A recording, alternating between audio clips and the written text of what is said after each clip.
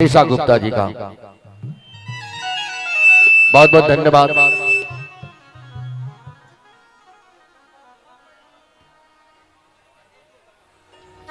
धन्यवाद कैलेंडर भैया।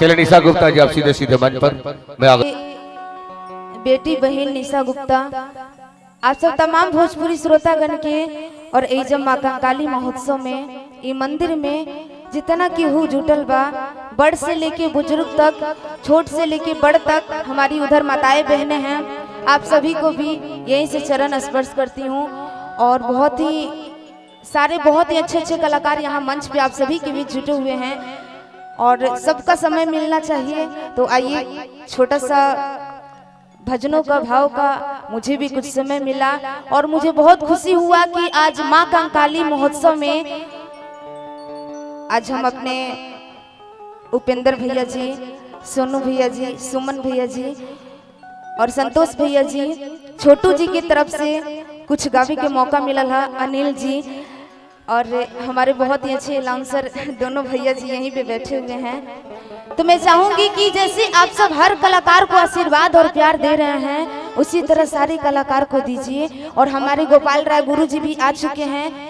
जिनसे मेरा पहली बार भेंट हुआ था छठ पूजा में, जिनका आशीर्वाद और प्यार मुझे मिला था।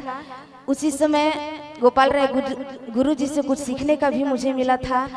और आइए बहुत ही अच्छे अच्छे हमारे सभी कलाकार लोग हैं, लेकिन पहले मैं चाहूंगी कि इस दरबार में एक छोटा सा मैया जी का आप सब जयकारी लगा दीजिए एक बार सच्चे मन सच्चे भक्त से सच्चे दिल से।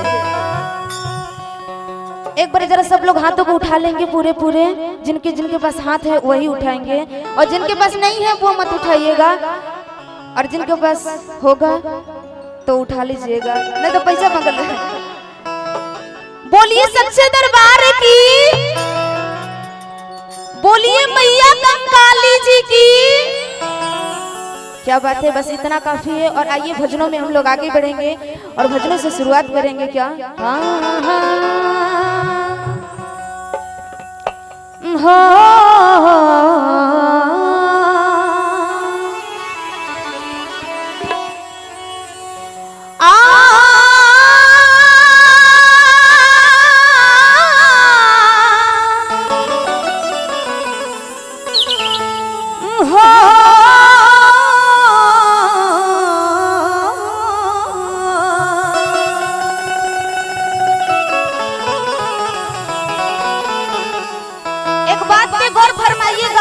कहते हैं क्या कि आप लोगों को पहला पैगाम है मेरा, आपकी तालियां ही इनाम है मेरा। आप लोगों को पहला पैगाम है मेरा, आपकी तालियां ही इनाम है मेरा। इससे पहले कि कुछ प्रस्तुत करूं मैं आप सभी को, निशा गुप्ता की तरफ से सादर प्रणाम है मेरा, सादर प्रणाम है मेरा। बस यही ताली के झनकार हर कलाकार के चाहिए। और आइए वो छोटा सा ओहो लेके चले का भाव में और कहे के का आइए वो छोटा सा माई के दरबार में एगो लड़की जाके माई से अर्जी लगावतिया, गुहार करतिया और कहतिया का